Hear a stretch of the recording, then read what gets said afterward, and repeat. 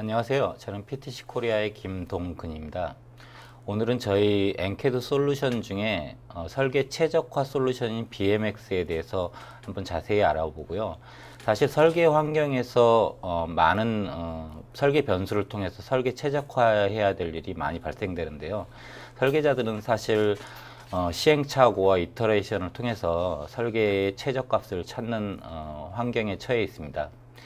저희 BMX 솔루션은 설계 모델의 변수나 거동에 대해서 어떻게 자기의 변수를 최적화할 수 있는지 그 최적화할 수 있는 솔루션인데요. 오늘 BMX에 대해서 상세하게 소개시켜 드릴 PTC 코리아의 김용환 차장님을 소개해 드리겠습니다. 네, 안녕하십니까. 네, 전에 설계자형 해석 솔루션에 대한 방송 이후에 이번에는 이제 그 중에 최적화 솔루션인 BMX에 대해서 소개를 맡은 김용환이라고 합니다. 현재 PTC에서 MCAD 텍세일즈를 맡고 있고요. 아무쪼록 오늘 제가 준비한 내용이 여러분들이 설계하시는데 조금이라도 좀 도움이 많이 됐으면 좋겠고요. 그리고 보시고 그 방송을 들으시고 난 다음에 혹시 뭐 궁금하시거나 나는 내 모델을 가지고 이런 최적화를 한번 해보고 싶다거나 이런 궁금증이나 그런 요구사항이 있으시면 언제든지 연락을 주시면 감사하겠습니다. 예, 질문이 있는데요. 네. 일반적으로 설계자가 생각하는 설계 최적화라고 하는 거는 네. 대부분 어떤 그 해석적인 상황, CA적인 해석상을 통해서 강도를 만족할 수 있는 설계 변수를 찾는 거로 생각하고 계신데 네. BMX는 그거와 차이가 있나요? 그렇죠. 남들이 이제 다른 타 솔루션에 비해서 저희가 추구하는 이제 최적화라는 범위는 제가 이제 발표하면서도 소개를 해드리겠지만 저희가 갖고 있는 PTC 솔루션의 해석 영역이 굉장히 많이 있습니다. 그 중에 지금 말씀하신 부분은 해석 영역, 뭐 구조나 열해석, 진동, 뭐 이런 해석 쪽에 대한 최적화 부분인데 그뿐만 아니라 설계를 하시다 보면 아실 겁니다. 이제 설계 요구사항이라는 게 존재를 하고 그 요구사항을 만족하기 위해서 예를 들어서 무게중심의 최적화라든지 부피의 최적화라든지 아니면 어떤 공률을 따라가는 단면적의 어떤 분포도에 대한 설계의 요구사항이라든지 이런 부분에 대해서는 설계자들이 최적화할 필요가 굉장히 그런 최적화를 말하는 게 이제 그런 부분까지도 최적화를 할 수 있는 이제 그런 솔루션이거든요. 그래서 저 방송을 보시면서 전체적으로 어디까지를 최적화를 할 수 있는지 좀 살펴보실 수 있을 것 같습니다. 예, 좀 자세하게 좀 알아보겠습니다. 네. 그러면 시작하겠습니다. 오늘 제가 소개해드릴 준비한 내용은요.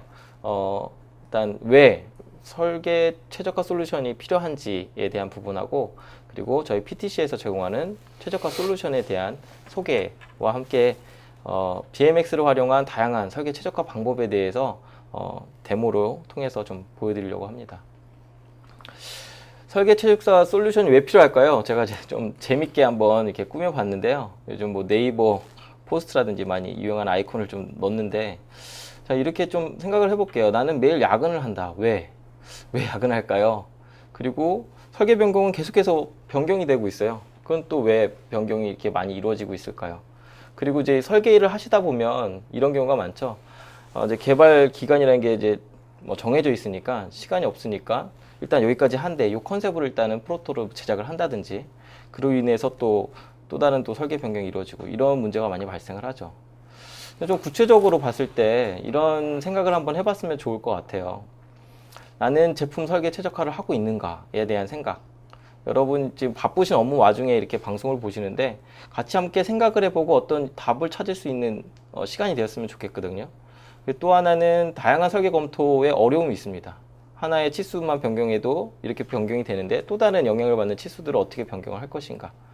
그리고 이에 대한 얼마나 많은 시간을 또 쏟아붓고 있고 또 다른 예로는 또 이제 어떤 엔지니어링적인 계산에 의한 설계 같은 경우는 외부 수식이라든지 또 다른 프로그램하고 연동해서 설계를 해야 될 그런 필요성도 있고요.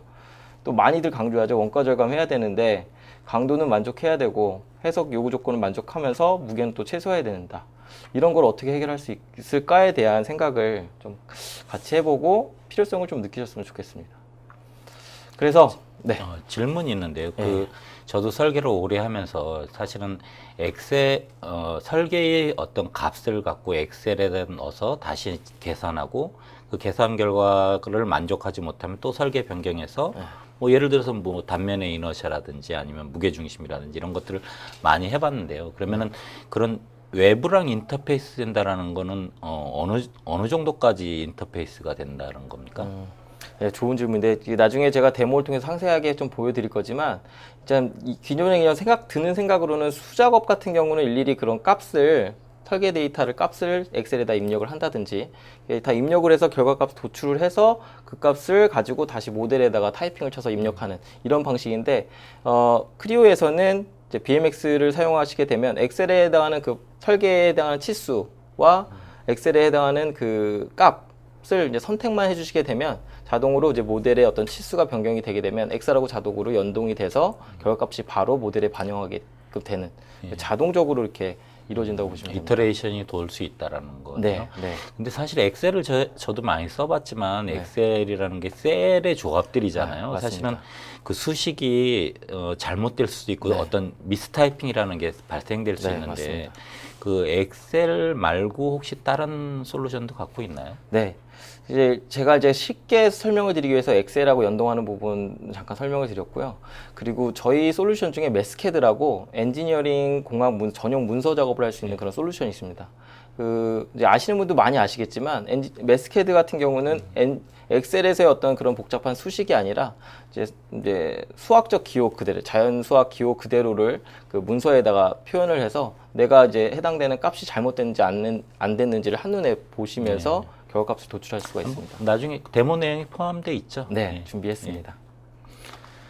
자, 그러면 BMX란 이제 어떤 솔루션인지 좀 살펴보겠습니다. 일단 일반적으로 저희 PTC에서 갖고 있는 해석 관련된 제품은요, 방금 소개해드린 메스캐드라는 엔지니어링 문서를 지원하는 솔루션이 있고요. 그리고 공차 분석, 그리고 구조열, 진동 해석, 그리고 동력학 해석인 MDO라는 또 별도의 동력학 해석 솔루션, 그리고 기구학 분석, 애니메이션, 그리고 휴먼 분석까지 이렇게 가능한 이런 제품을 제공하고 있는데요. 이제 가운데 보시면 이제 설계 최적화라고 해서 빨간색으로 제가 표시했습니다. BMX라는 이 모듈을 통해서 각각의 이 분석, 그리고 설계 모델에 대한 거를 이 BMX를 통해서 최적화를 하실 수가 있으십니다.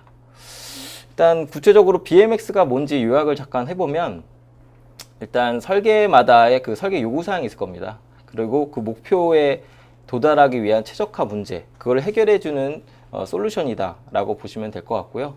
특징으로는 이제 요약하면 일반적인 거동 분석, 그리고 스마트 모델이라고 해서 이제 모델에 대한 최적화가 가능하고요. 그리고 민감도 및 최적화 설계를 하실 수가 있으십니다. 간단하게 밑에 이제 적용위에 보시면 길이가 다른 세 개의 3D 파이프의 길이를 뭐 같게끔 이렇게 변경을 한다든지, 또는 이제 무게 중심을 이제 일치시키면서 무게는 최소화 시키는 어떤 그런 최적화 설계, 뭐 이렇게 예를 좀 쉽게 설명을 드릴 수 있을 것 같은데요.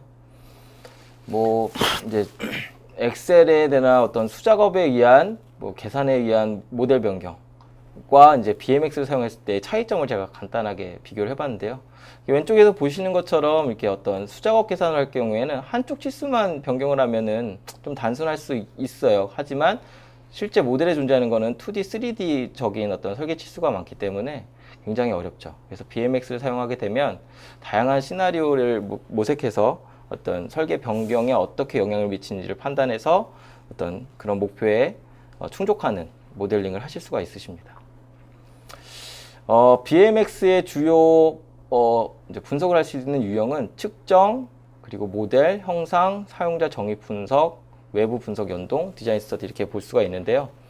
이거 좀 상세한 내용은 제가 데모를 통해서 어떤 거를 이용을 해서 이게 분석을 하는지는 좀 이따 설명을 좀 드리겠습니다. 그래서 중요한 거는 외부 분석하고 연동이 되기 때문에 기존의 크리오 시뮬레이션이나 그리고 MDO, MDX, 메스캐드, 엑셀, 툴킷하고도 연동이 됩니다. 그리고 이제 상세 설명으로 제가 이 자료를 준비했는데 이거는 이제 나중에 발표 자료 보시고 어떤 기능을 하는지는 나중에 참고 자료로 보시라고 제가 좀 포함을 시켜놨고요. 그러면 이제 어떻게 BMX를 활용해서 응용할 수 있는지 좀 사례를 위주로 좀 설명을 드리겠습니다. 이거는 아까 제가 잠깐 설명드린 이해를 돕기 위한 예고요. 뭐 잠깐 여기 보면 경첩 메커니즘 최적화라고 해서 이거 같은 경우는 이제 MDX 기능 중에 어떤 특정 포인트가 어떻게 움직일 때 그려지는 어떤 커브 곡선도 생성하실 수가 있으시고요. 또 MDO를 사용하시게 되면 어떤 움직이면서 발생할 수 있는 간섭이라든지 이런 분석도 가능합니다. 네, 그러면 이제 구체적으로 제가 준비한 네 가지의 데모를 좀 준비를 했는데요.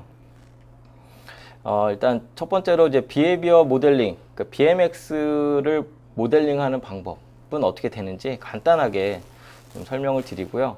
크랭크 샤프트의 설계 최적화, 그리고 엑셀하고 연계해서 어떻게 최적화하는지, 그리고 방열판 설계를 하는데 해석하고 설계하고 동시에 최적화해서 어떻게 최적화를 할 수 있는지, 그리고 변속기에 대한 이제 기구학적인 그리고 매스캐드를 연계해서 어떤 기어의 치형을 변경한다든지 뭐 이런 부분에 대한 최적화 부분을 좀 보여드리겠습니다.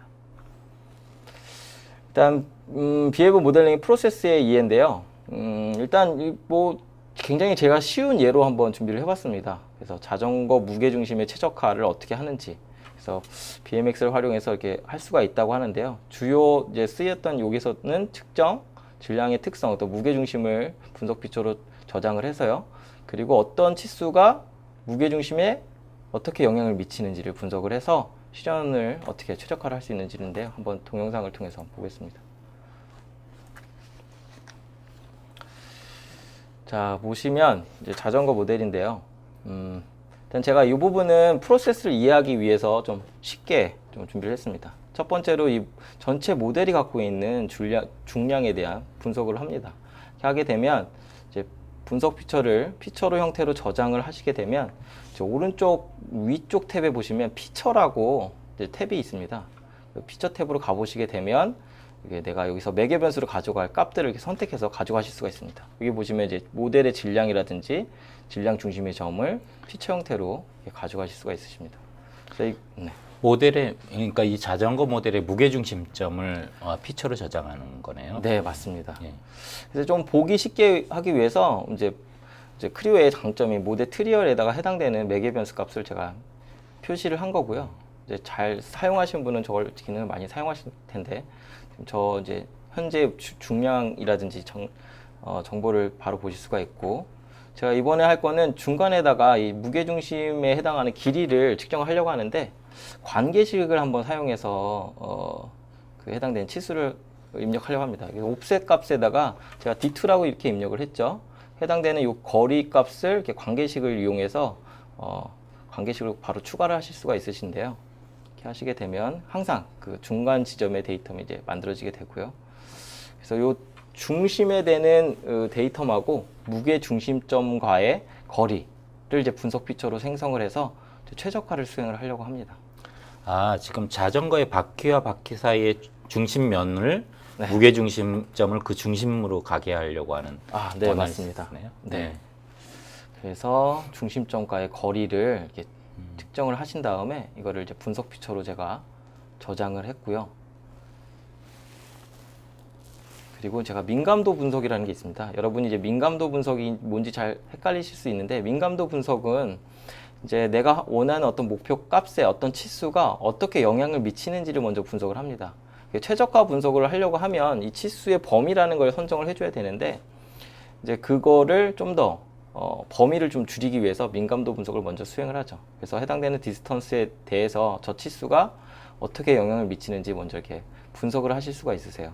이렇게 보시게 되면 저 그래프에 디스턴스가 최소화하게 되는 이 치수의 범위는 75에서 한 85 사이 정도가 좀 적합하게 이루어진다는 걸 먼저 쉽게 이제 보실 수가 있는 거죠. 그러면 지금 이 치수만 갖고는 0으로 만들 수는 없네요. 그렇죠. 이 치수 가지고는 만들 수가 없는 거고요. 그 이제 범위를 선정하기 위해서 어떻게 영향을 미치는지를 보는 거고요. 때로는 이제 전혀 영향을 미치지 않은 치수가 있을 수 있습니다. 이제 그런 걸 위해서 먼저 이렇게 민감도 분석을 하고, 이제 여기 최적화 실현 가능성에서 이제 이 디스턴스가 0이 되는 값을 제가 찾으려고 하는데, 이때 설계 변수라는 게 있습니다. 밑에.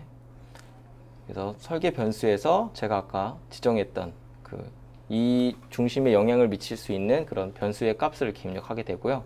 그래서 최소와 최대일 때의 값을 제가 이제 설계 요구 사양에 맞게끔 이렇게 입력하게 됩니다.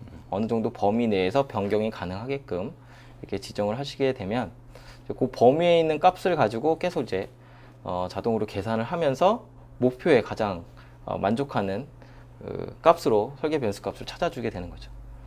그래서 지금 보면 최적화 이제 수렴이 됐다라는 그래프를 보실 수가 있으시고요.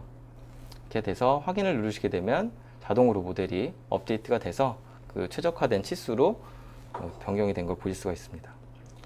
실제로 제가 뷰를 달리해서 이제 중심점에 와 있다는 걸 보실 수가 있죠. 그리고 디스턴트에 대한 매개변수를 보게 되면 거의 0에 근접하게끔 이제 최적화를 할 수 있는 그런 사례가 되겠습니다. 네. 지금 민감도 분석, 최적화하기 전에 민감도 분석을 했는데 지금 내용으로 봐서는 그러면은 사실은 어떤 이터레이션 수를 좀 지금 현재 모델은 되게 단순하지만 사실은 복잡한 모델에서 굉장히 많은 변수들을 갖고 최적화를 할 때는 시간이 걸릴 것 같아요. 근데 민감도를 함으로써 그 범위 레인지를 먼저 알고 들어가니까 네. 그래서 훨씬 더 빠르게 진행할 수 있을 것 같습니다. 네, 맞습니다. 다음은요, 크랭크샤프트 설계 최적화인데요. 제가 여기는 좀 내용이 좀 많습니다. 제가 준비한 동영상만 8분 정도 되는데, 제가 먼저 이거를 보기 전에 좀 설명을 드릴게요. 여기서 보려고 하는 거는 이 크랭크샤프트의 무게중심에 대한 분석을 할 거고요. 최적화를 할 거고요. 또 하나는 이 크랭크샤프트의 스티프니스에 가장 영향을 미치는, 이제, 로드에 대한 단면적에 대한, 그 계산을 엑셀하고 연동해서 계산을 스티프니스를 분석 피처로 만들 겁니다. 그리고 또 하나는 세 가지인데 오일 갭에 대한 사용자 정의 분석을 하려고 해요. 이제 여기 보면 크랭크샤프트에 오일 홀이 있는데요. 이 홀이 이제 해당되는 어떤 면에 대해서 일정 두께가 유지가 돼야 되는 게 설계 요구 조건으로 들어가 있습니다. 그래서 제가 설계를 모델링을 했을 때 그 일정 두께가 유지되고 있는지 이럴 때 이런 사용자 정의 분석을 이용해서 분석을 하실 수가 있으시고요. 마지막으로는 아까 구한 어떤 무게중심에 대한 무게중심 최적화, 그리고 다목표 설계 검토라고 해서 좀 생소하실 수도 있는데, 내가 주요하게 선택한 치수들에 대해서 이렇게 다양한 분포도에 따라서 해당되는 스티프니스와 중량에 따라서 어떻게 분포가 되는지를 살펴보실 수가 있으세요. 그래서 그 중에 내가 원하는 치수를 목표 값을 어떤 목표를 최소화하겠다라고 선정해서 최적화 값을 도출하는 그런 데모인데요. 좀 보면서 좀 설명을 좀 자세히 드리겠습니다. 자, 이거 좀 준비한 내용이 있어서 여기 보시면 일단은 해당되는 모델에 대한 제가 분석해서 질량 특성을 통해서 무게중심점을 일단 구해 보겠습니다. 그래서 피처로 해서 해당되는 피처에서 내가 원하는 질량 중심의 점을 피처로 생성을 했고요. 그리고 이번에는 그 해당되는 피처에 대한 거리를 값을 입력을 하겠습니다. 중심 포인트가 그 축과 그 무게 중심과의 거리를 이제 분석 피처로 저장을 해서요. 저도 크랭크샤프트 설계에 대해서는 좀 아는데요. 네. 사실 크랭크샤프트는 굉장히 고속으로 회전하는 네. 제품이다 보니까 네. 물론 이제 그리고 굉장히 폭발 압력을 견뎌야 되는, 강도를 견뎌야 되는 제품이고, 그래서 회전을 하면서 사실은 무게 중심이 축 중심에 일치하지 않으면은 굉장히 진동이 발생되는 제품이거든요. 네, 그래서 일단은 무게 중심이 축과 일치하도록 하는 그런 해석인가 봅니다. 네, 맞습니다. 제가 지금 잠깐 넘어갔는데, 일단 저게 지금은 이제 분석 피처를 형태를 제가 만들어 놔서 이제 어떻게 변화가 되는지 모델하고 변경하면서 지금 예를 보여드린 거고요. 지금은 이제 엑셀하고 연계를 해서 이제 해당되는 이 크랭크샤프트의 스티프니스를 어떻게 계속 측정할 수 있는지를 엑셀하고 연동해서 하는 걸 보여드리려고 하는데요. 아까 엑셀에서 보시게 되면 해당되는 디플렉션, 그거를 이제 구하기 위해서는 횡단면이 필요합니다. 그래서 해당되는 이제 필요한 단면적에 대한 횡단면을 분석 피처를 이용해서 이제 만든 거고요. 제가 E1이라고 쓰는 거는 이제 나중에 좀 쉽게 엑셀하고 연동하기 위해서 엑셀에 쓰이는 단면적, 그리고 그 단면적에 대한 모멘트를 제가 이렇게 단면 이너셜 모멘트네요. 네, 단면 이너셜 모멘트를 좀 생성을 한 거고요. 그래서 이거 보시면 이제 분석에 보면 엑셀 분석이라고 있습니다. 저걸 누르시게 되고 파일 로드를 하시면 엑셀이 이렇게 열리게 되는데요. 거기서 이제 내가 어떤 설계에 있는 매개 변수를 엑셀에 어떤 값으로 입력을 할 건지 그 해당되는 셀을 선택을 해주시게 되고요. 엑셀과 변수를 연동시키는 과정이네요. 네, 맞습니다. 그래서 이렇게 선택을 하시게 되고요. 뿐만 아니라 이제 치수에 해당하는 모델 트리에 있는 치수에 해당하는 치수를 선택해서 바로 엑셀하고 해당 값으로 이렇게 연결을 시켜줄 수가 있습니다. 그래서 필요한 치수에 해당 값을 이제 바로 모델에서 그냥 선택해서 연결만 해주시면 돼요. 일일이 뭐 이렇게 입력할 필요가 없죠. 그 다음에 이제 엑셀에서 계산된 값이 다시 모델에서 돌아오는 값을 선택을 해주시고 계산하게 되면요. 보시는 것처럼 결과가 이렇게 나타나게 되고요. 이걸 이제 분석 피처로 제가 저장을 했습니다. 이제 이후에 제가 보여드릴 건데 이렇게 분석 피처를 저장한 이 값을 가지고 나중에 최적화 수행을 할 겁니다. 자, 이번에는 오일 홀이 있습니다. 여기 이제 사이에 오일 홀이 있는데 여기서 중요한 설계 요구 조건은 이 오일 홀은 이제 기준 면, 어느 면으로부터의 두께가 일정하게 유지가 두께 이상이 돼야지만 어떤 요구 사항을 만족하게 되는데요. 예, 그건 설계적으로 보면요. 그렇죠. 네. 결국은 오일이 그 두께보다 밖으로 가면 오일이 새는 거잖아요. 그렇죠, 그러니까 그거를 그리고 어느 일정 두께보다 더 작으면 강도의 문제가 되니까 그렇죠. 그렇게 결정한 거. 그래서 여기 보시면 짝간격이라는 이제 분석 요 틀을 통해서 이 간격을 이제 측정하게 됩니다. 요거를 활용들을 많이 하시면 이제 두께 어떤 서피스 어떤 두께를 가진 형상의 두께를 요 짝간격 이 분석 피처를 이용해서 두께 측정도 가능하시죠. 일단은 여기 클리어런스를 어떻게 측정하는지 제가 이제 사용자 정의 피처를 통해서 좀 보여드리겠습니다. 지금 사용자 정의 분석에서 아까 만들어 놓던 그 그룹을 선택하시게 되고 계산을 누르시게 되면 보는 것처럼 어떤 두께, 거리 값에 의한 분포도로 나타나고 여기서는 제가 이제 중간 값이 0.2보다 크면 이 색깔, 이제 색깔을 좀 단순화시켜서 제가 표시를 할 수가 있는데 지금 같은 경우에는 모델이 두께값 0.2, 그 갭이 0.2 이상이기 때문에 일단 설계 요구 조건을 만족한다고 보실 수가 있습니다. 이렇게 간단하게 해당되는 두께를 측정하실 수가 있으시고요. 이제는 아까 이제 측정했던 설계 이 형상에 대한 무게 중심하고 축과의 그 거리, 갭을 최적화하는 방법을 좀 보여드리겠습니다. 그래서 지금 설계 구속 조건을 그 해당되는 갭의 거리를 0.05 정도로 두고 그보다 이하인 값으로 제가 찾으려고 하고요.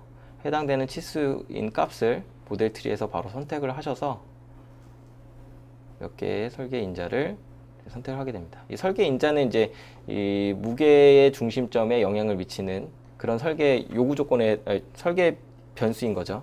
그래서 해당되는 범위를 이렇게 입력을 해주시고 이제 기본 설정에 보면 또 실행에 보면 수렴 조건이라는 거 있습니다. 몇 % 이내일 때 수렴한다 라고 해서 설계 구속 조건에 이제 부합하게끔 하고 계산하시게 되면 지금 보시는 것처럼 실시간으로 모델이 이렇게 업데이트가 되면서 해당되는 설계 변수 값을 변형을 하면서 모델 최적화를 수행을 합니다. 그래서 이렇게 최적화 수행을 하신 거는 이렇게 분석 피처로 또 저장을 하셔서 나중에 또 다른 어떤 분석을 하고자 하실 때 바로 수행하실 수가 있으십니다. 자, 그 다음에는 이제 다목표 설계 검토라는 걸 할 건데요. 이걸 통해서 제가 보여드리려고 하는 거는 아까에 해당하는 그 중심의 무게 중심에 대한 최적화는 지금 돼 있는 상태고 이 아까의 단면적 그 디플렉션하고 그 단면적이 미치는 스티프니스에 해당하는 값을 무게 중량 대비 어떻게 영향을 미치는지 또 그 안에서의 최적화된 설계 모델을 이제 선택할 수 있는 그런 방법인데요. 보시면 제가 이제 설계 변수로 여러 가지 이제 인자에 대한 설계 변수를 선택을 했고요. 마스터 테이블이라고 해서 이 전체 범위 내에서의 모든 모델링을 이제 변수에 대한 분석을 수행하게 됩니다. 여기서 중요한 거는 좀 제가 설계 목표를 중량하고 아까 분석 피처로 만들었던 스티프니스 어널리시스입니다. 근데 이 스티프니스 어널리시스는 아까 제가 보여드린 것처럼 엑셀하고 연동하게 분석 피처를 만들어 놨어요.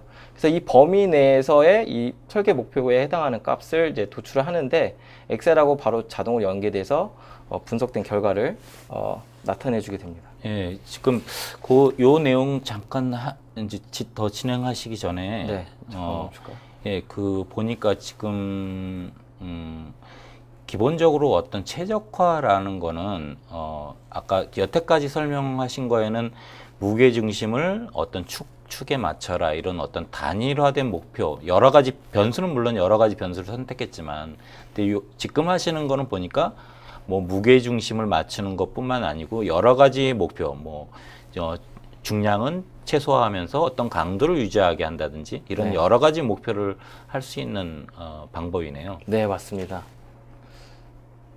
그래서 제가 아까는 이제 최적화가 이미 되어 있기 때문에 다른 모델을 일단 불러갖고 와서 어떻게 최적화하는지 좀 보여드리겠습니다. 아까 다목표 설계 검토에서 제가 만들어 놓은 그 설계 검토 항목을 로드하게 되면 이제 지금 해당되는 이 아까 그 마스터 테이블에서 정의한 대로 데이터가 이제 만들어지게 되는데요. 굉장히 빠릅니다. 그래서 그래프 검토로 해서 아까 제가 X축에서 구하고자 하는 목표값, 중량과 그리고 스티프니스 값을 선택을 해주게 되면 이런 분포 유형으로다가 모델이 만들어진다는 거거든요.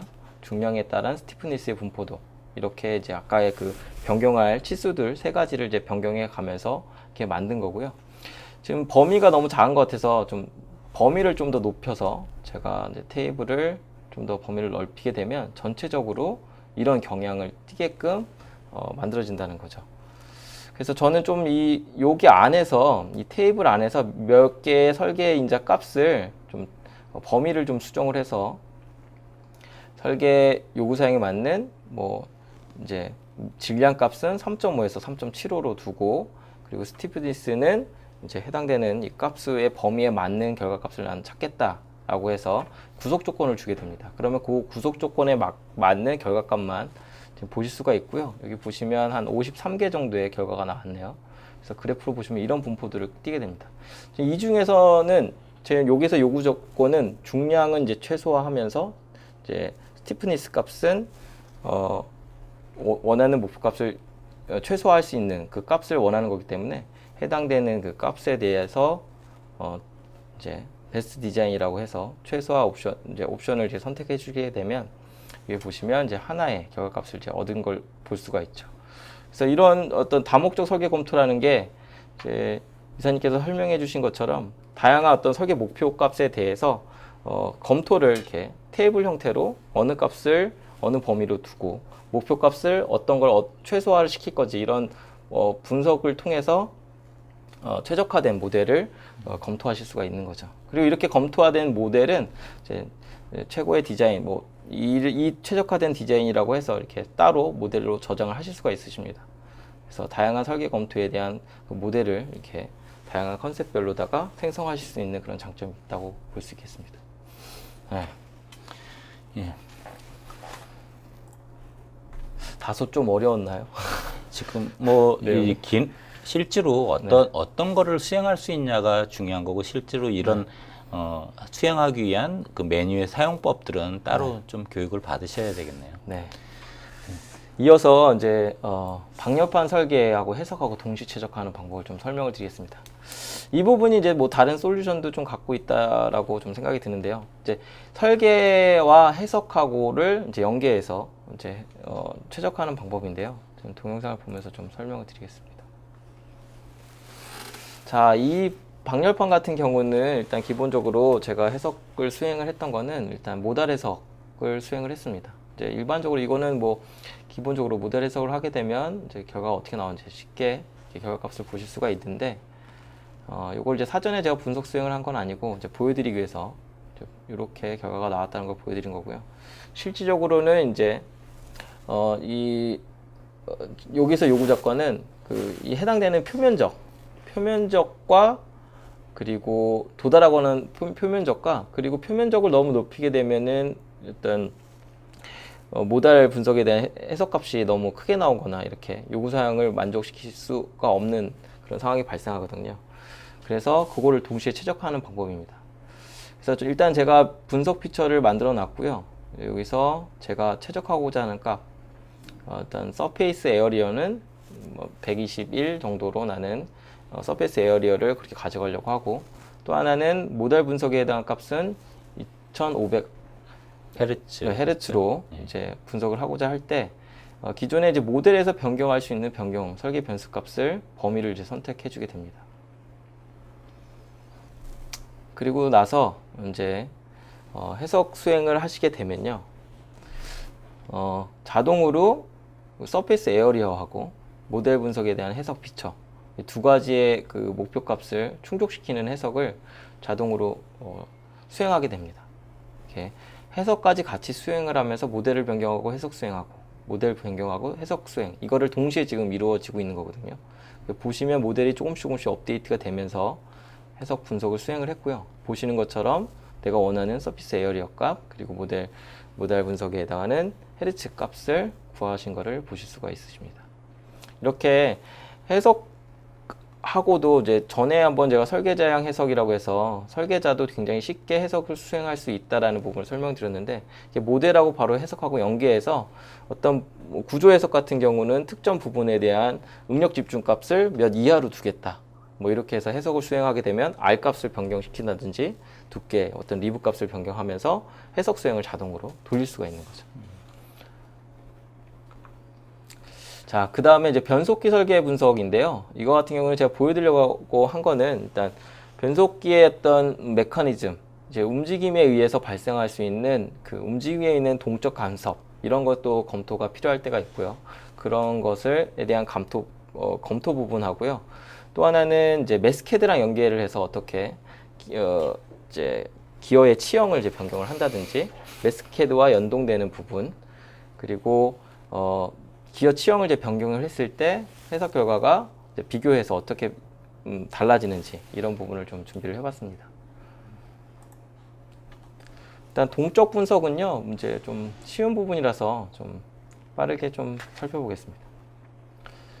일단 제가 이제 미리 그 현재에 대한 상태에 대해서 정의를 해놨고요. 위치에 대한 정의를 해놨고, 전 여기서 동적 분석을 동적인 간섭 검토를 하려고 하는데요. 모션 분석을 이용해서 해당되는 어떤 피처를 내가 간섭으로 이제 할 건지, 그리고 동적인 인벨로먼트를 생성을 할 건지 이게 선택을 해주시게 되면 이렇게 동적으로 움직임을 분석을 하면서 해당되는 그 중간중간에 어떤 간섭이 있으면 뭐 충돌, 뭐 소리로 알려준다든지 뭐 색상으로 알려준다든지 지금 화면에는 잘 안 보였지만 간섭이 이제 있는 부분을 보실 수가 있었을 텐데요. 그래서 해당되는 피처를 이렇게 수정을 해서 다시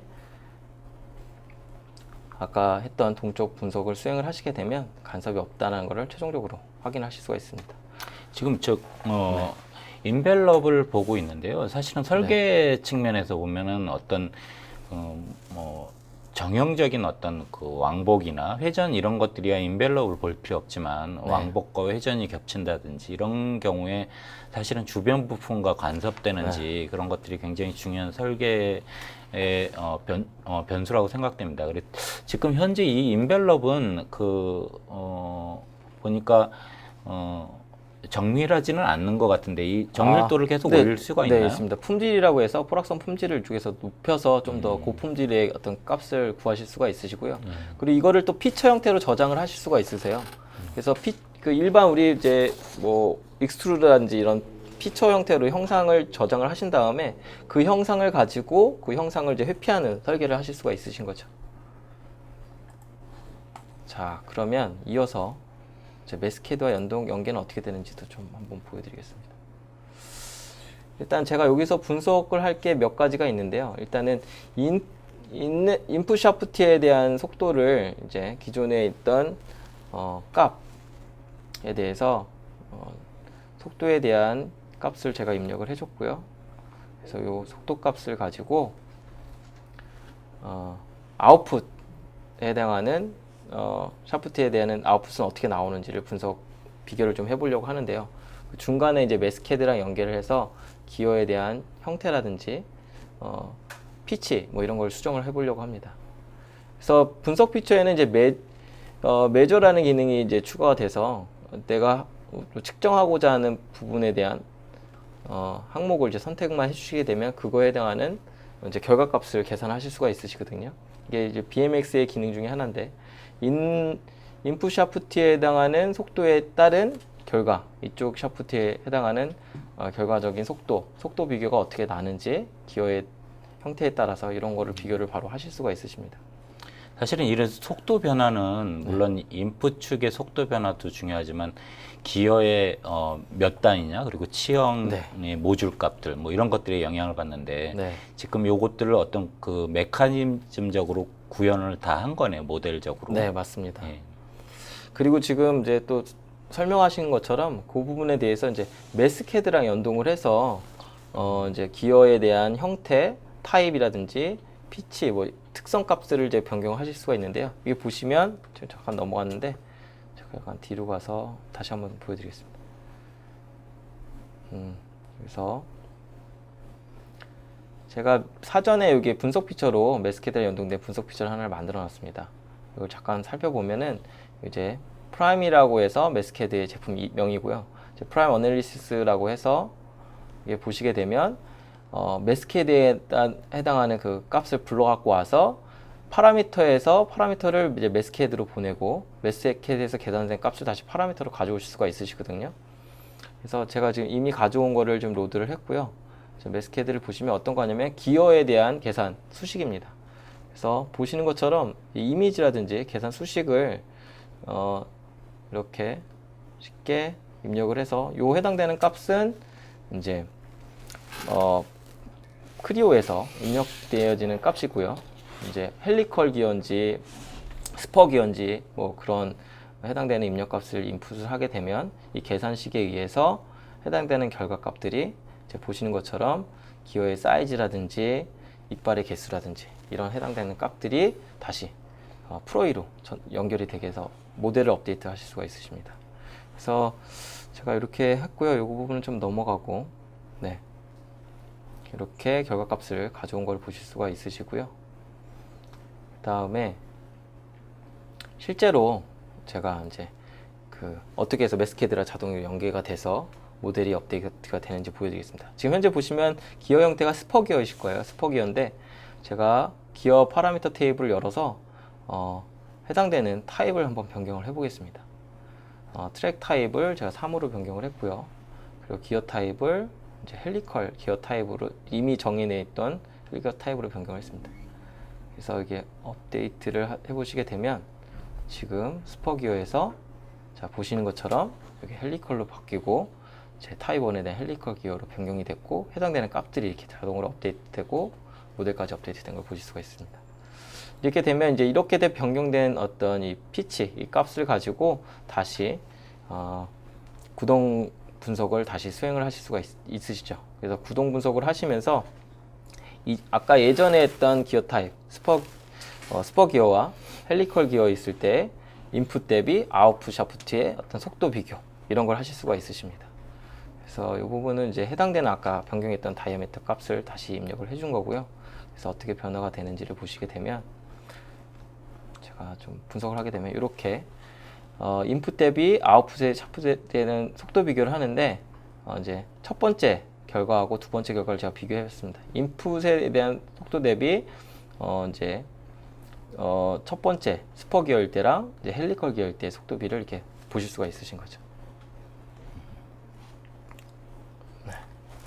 예, 지금 BMX는 보니까 저희 PTC 솔루션 시뮬레이트나 또 다이나믹 해석하는 MDO 그리고 각종 매저들 이렇게 프로이랑 다 인터페이스 돼서 최적화하는 솔루션으로 보입니다. 네, 맞습니다. 예, 그 엑셀을 대비해서 매스캐드를 보니까 수식이 우리가 일반적으로 쓰는 직관적인 수식으로 모든 걸 표현해서 사실은 어떤 리포트 이제 회사의 표준이나 리포트 형태로 그렇죠. 만들어서 관리해서 그걸 캐드와 연동해서 설계를 최적화시킬 수 있는 방법을 제시하고 있는 것 같습니다. 네. 제가 이제 최근에 이제 교육 같은 것도 해석 관련된 교육 이런 걸 좀 많이 진행하고 있는데 이렇게 설계자분들을 만나서 이렇게 여쭤보면 대부분의 회사는 자기 그 설계에 대한 표준화라든지 어떤 디자인 체크시트라든지 그런 문서 형태로다가 갖고 그걸 가지고 이제 설계를 진행을 한다고 하더라고요. 그럴 때도 이제 매스캐드를 이용해서 보시는 것처럼 굉장히 문서 워드처럼 생겼거든요. 이제 어떤 그런 계산식에 대한 거를 만들어 놔서 그걸 가지고 이제 설계를 하시게 되면 좀 더 효과적으로 설계를 하실 수가 있으신 거죠. 지금 시간이 제가 여기까지인데 제가 중간에 하나 데모를 하나 안 보여드린 게 있습니다. 요거를 잠깐 보여드릴게요. 한 2분 정도 되는데 시간이 좀 남았으니까 하나 더 보여드릴게요. 아까 이제 크랭크샤프트 분석을 했는데 이번에 보여드리고 싶은 거는 일단 크랭크샤프트의 무게중심, 질량에 의한 무게중심 값은 최적화하는 게 그렇게 어렵지는 않으셨을 거예요. 제가 이제 보여드린 걸 보면. 하지만 이제 이런 샤프트 같은 경우는 움직임에 의한 모멘트, 이제 축에 대한 모멘트 포스가 이제 발생하게 되거든요. 그럼 모멘트에 대한 그 값을 어떻게 최적화할 수 있는지를 좀 준비를 해봤습니다. 그래서 먼저는 메커니즘에서 이제 분석 정의를 했고요. 그래서 측정 결과에서 이제 보시면 레이디얼 포스, 이제 축 방향의 포스와 모멘트 값을 이제 구했습니다. 이제 이에 대한 모멘트의 값이 이제 발생을 했는데, 이제 모멘트 값이 발생했다는 거는 이제 그쪽으로 이제 굉장한 어떤 진동이나 이런 게 발생할 수 있다라는 거죠. 그래서 저는 이제 모멘트 값을 최소화하는 최적화 설계를 하고 싶어요. 그래서 제가 이거를 저장을 하고요. 그 다음에 분석에서 분석 유형에 보면 여기 동작 분석이 있습니다. 동작 분석을 선택을 했고요. 동작 분석을 선택을 해서 모션 분석이라고 입력을 하겠습니다. 했고요. 이제 제가 이제 매개 변수로는 이제 모멘트에 대한 거와 힘을 이제 선택을 했고요. 이제 동작 분석을 이렇게 수행을 하게 되면 이제 해당되는 동작이 어떻게 이제 회전을 할 때 힘과 모멘텀이 어떻게 발생하는지 그래프를 이렇게 보실 수가 있으시고요. 어느 지점에서 가장 많이 미친다든지 이런 것도 보실 수 있고요. 제가 이렇게 분석을 한 걸 가지고 제가 이제 결과 매개 변수 중에서 어떤 부분을 이제 최적화할 건지 선택하게 됩니다. 그래서 저는 여기 맥시멈에 해당하는 모멘트를 이제 결과 매개 변수로 가져온다고 선택을 하시면 이 매개 변수를 이제 분석 피처로 만들어서 설계 최적화를 하실 수가 있으신 거예요. 그래서 선택하고 이제 최적화해서 최소화로 하겠다. 일단 맥시멈 레디얼 모멘텀을 최소화하는 걸로 하고요. 이제 설계 구속 조건을 입력하게 됩니다. 어떻게 할 건지. 이제 제로에 해당하는 값, 그리고 해당을 미치는 어떤 설계 치수를 변수를 이제 입력을 하시고요. 그 범위를 이렇게 선정을 해주시게 되면 그거에 대한 값을 계산을 하게 되는 거죠. 보시는 것처럼 모델이 이렇게 업데이트가 되면서 모멘트가 최소화되는 점을 이제 찾을 수가 있으신 겁니다. 보시면 이제 치수가 다 변경이 돼 있죠. 자, 이렇게 해서 분석을 했고요. 이제 최종적으로 진짜 이제 제대로 변경이 됐는지를 한번 보겠습니다. 그래서 다시 메커니즘으로 들어가서 아까 분석을 수행했던 것을 다시 측정값을 이렇게 분석을 해주시게 되면 이제 제로로 돼 있죠. 거의 이제 0에 가까운 값으로 모멘트가 변경이 된 거를 보실 수가 있으십니다. 일단 네. 몇 가지 이제 질문 사항들이 좀 있고요. 이제 네. 제가 생각하기에 BMX가 사실은 상당히 많은 인터페이스를 갖고 있고, 그리고 설계자한테 사실 유용한 도구라고 판단이 됩니다. 네. 근데 사실 실제 이제 설계자의 모델을 보면은 결국은 이 변수가 자기가 원하는 설계의 바운더리 내에서 모델링이 결국은 재생성이 돼야 되는 조건들을 갖고 있어야 될 것 같아요. 그렇죠.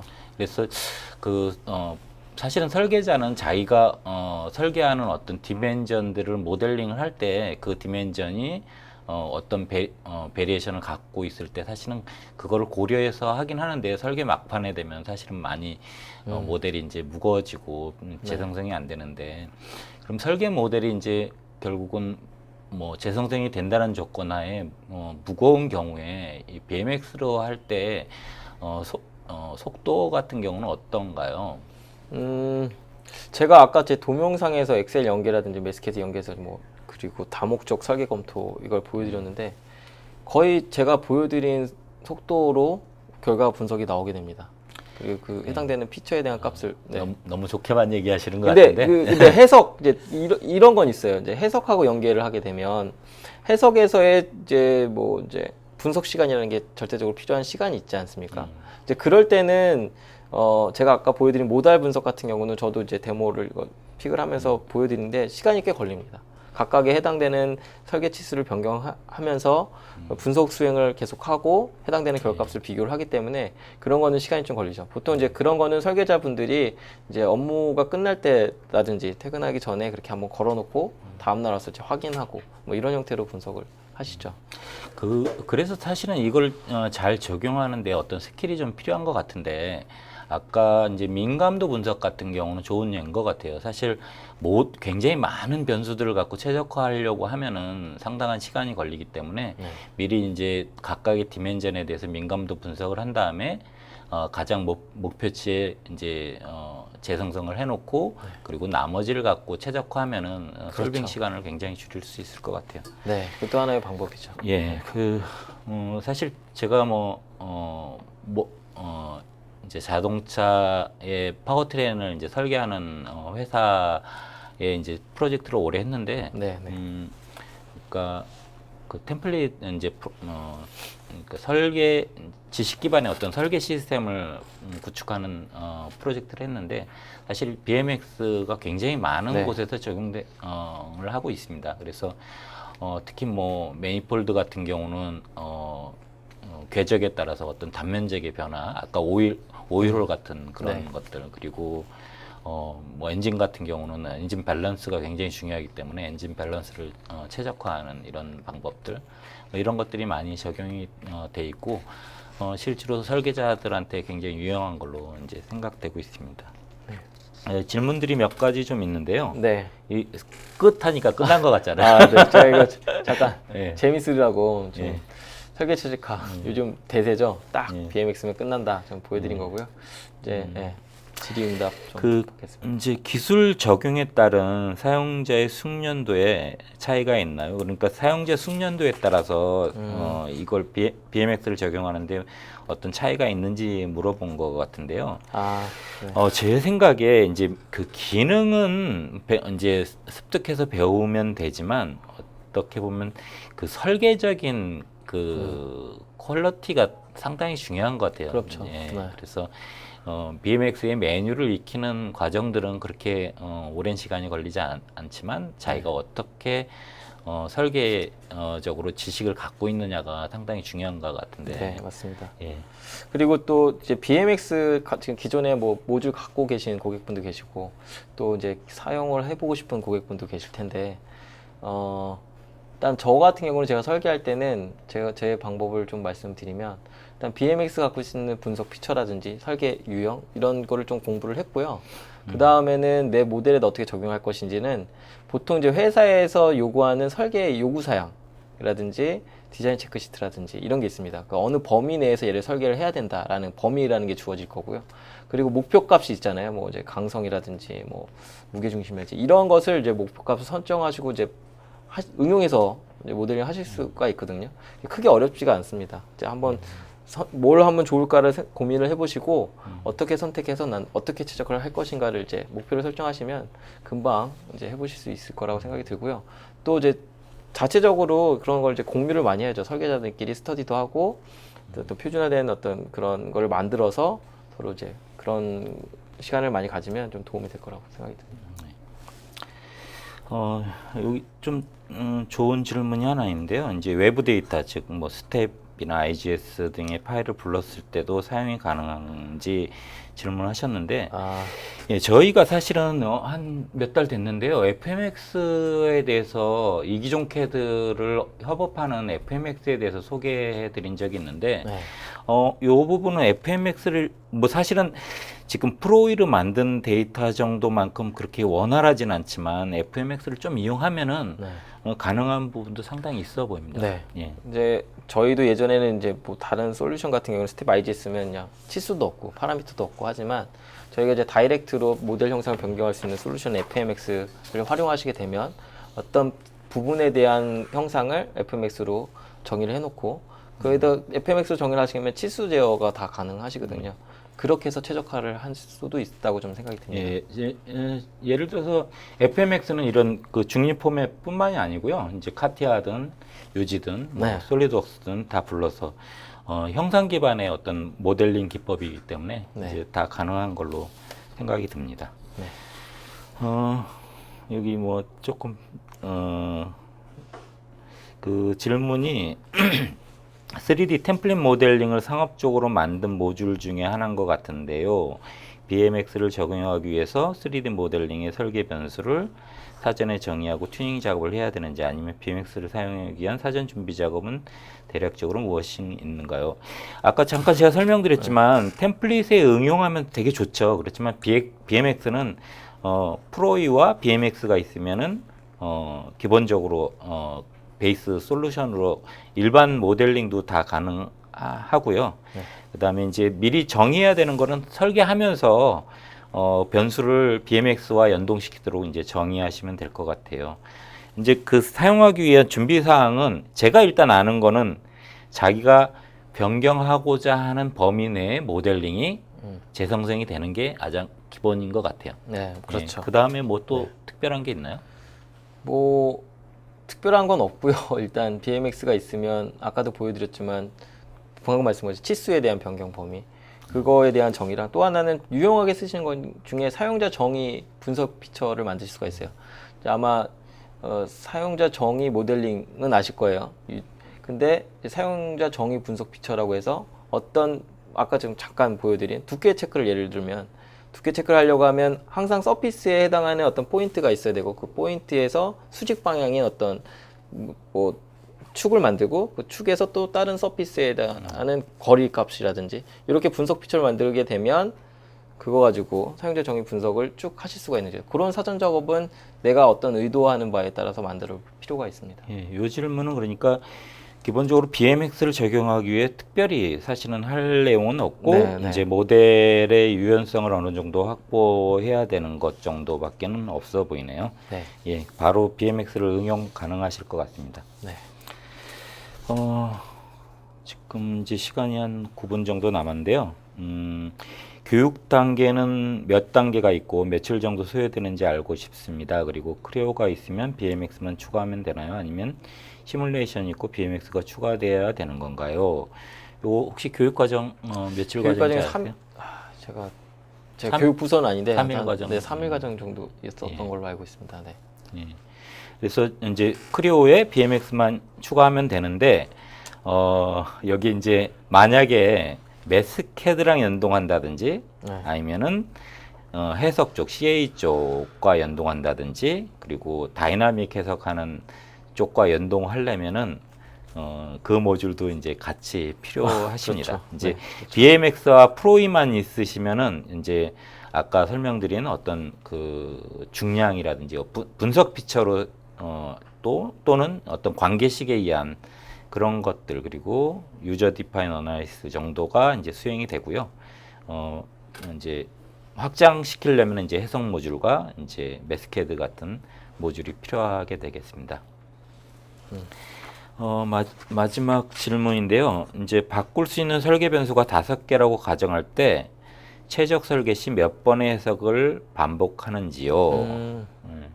이거 같은 경우는 아까 제가 잠깐 보여드리긴 했는데, 그 이터레이션 간격을 설정할 수가 있어요. 얼마의 간격으로다가 그 이제 치수 범위가 1에서 10이면 1단위로 내가 다 분석을 할 건지, 2의 배수 형태로다가 분석을 할 건지, 그리고 해당되는 결과값의 수렴 범위를 몇 프로 이내로 할 건지, 뭐 이렇게 설정을 하실 수가 있으십니다. 예, 그래서 이제 처음에는 이제 정밀도 세팅이나 이런 것들을 좀 넓혀 놓고, 그다음에 이제 범위를 축소한 다음에 이제 마지막 파이널 최적화할 때는 이제 그렇게 하는 거니까 몇 번의 해석을 반복하는지는 사실은 설계자가 세팅할 수 있다고 볼 수 그렇죠. 있겠네요. 네.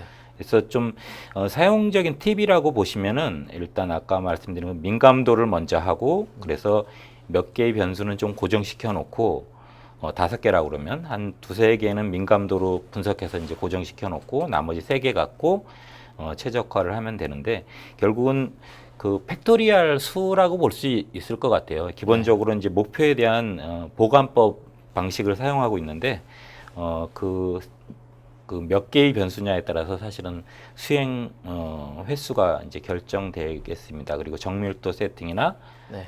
간극 간격을 세팅하는 방식에 따라서 네. 이제 결정되겠습니다. 또 하나는 아까 다목적 설계 검토 제가 잠깐 보여드렸잖아요. 거기서 이제 해당되는 목표값을 정하고 치수에 대한 테이블을 만들어서 내가 어떤 범위로 어떻게 할 건지를 정의를 해놓으시고 어떤 값을 최소화할 건지 하면 좀 더 이제 최소화해서 범위 선택을 할 수가 있는 거죠.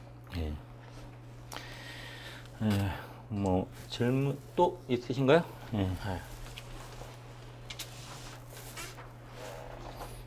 시간이 얼마 안 남아갖고요. 이제 교육이나 접해볼 수 있는 방법은 없을까요? 이 부분은 저희 PTC.com 들어와서 네, 거기서 PTC.com에 들어오시면 이제 교육이라고 해서 무료로 받을 수 있는 교육이 있고요. 또 잘 아시는 다 대부분 좀 이렇게 찾아보면 많이 있는데 많이 못 찾아가신 것 유튜브나? 같아요. 예. 유튜브도 있고 또 하나는 이제 저희 이제 PTC 홈페이지 가면 저희 블로그라든지 크리오에 대한 커뮤니티가 형성이 돼 있습니다. 거기서도 자유롭게 문의하거나 뭐 받을 수도 있고요. 또 네, 일단 그렇습니다. 네. 마지막 비용 질문이 있는데요. 제가 요 비용은 조금 상황에 따라 좀 틀린 부분이 있어서 이제 그 개별적으로 여기 메일이나 남겨주시면은 저희가 직접 방문하든지 견적을 따로 하는 걸로 하도록 하겠습니다. 일단 그리고 저 끝으로 잠깐 제가 이 작표가 나오는지 모르겠는데 발표 자료를 제가 드랍박스에다가 이렇게 올려놨어요. 좀 제가 추격하는 방법은 몰라서 길게 돼 있는데 여기 가보시면 제가 오늘 소개해드린 PDF 파일로 보실 수가 있고요. 또 일부 이제 공개할 수 있는 동영상을 좀 올려놨으니까 좀 보시면 아 이렇게 좀 활용하면 되겠구나 보시면서 좀 도움이 좀 될 거라고 좀 생각이 듭니다. 그리고 회사에 이제 이런 최적화에 대한 방법론이나 이런 기법들 이런 것들을 도입하고자 하시는 고객분들이 계시면은 저희 쪽에 이제 연락을 해주시면은 저희가 방문해서 방법에 대해서 뭐 교육이나 교육 과정이나 그리고 일정 부분 그 방법론 컨설팅 관련해서도 저희가 도움을 드릴 수 있으니까요. 저희 쪽에 많은 연락 바라겠습니다. 네.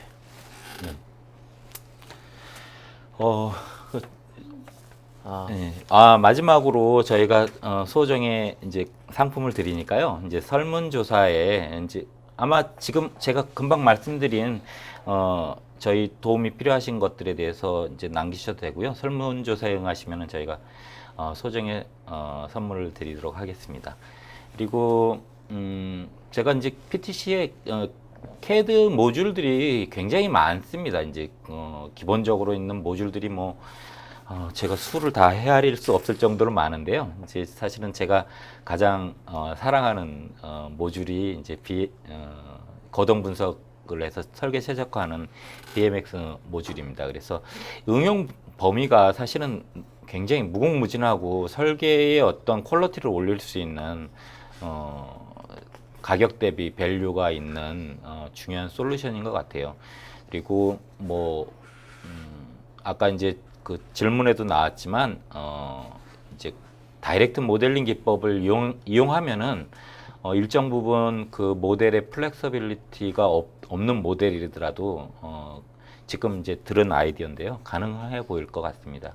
그래서 최적화하는데 이제 여러 가지 방법이나 기법들이 존재하니까요. 이제 제품마다 사실은 그 설계 목표가 틀리니까 그 회사의 어떤 제품의 특징이나 성능, 기능 그리고 강도에 맞도록 최적화하는 그런 어떤 나름대로의 어떤 방법을 수립해야 될 거라고 생각됩니다.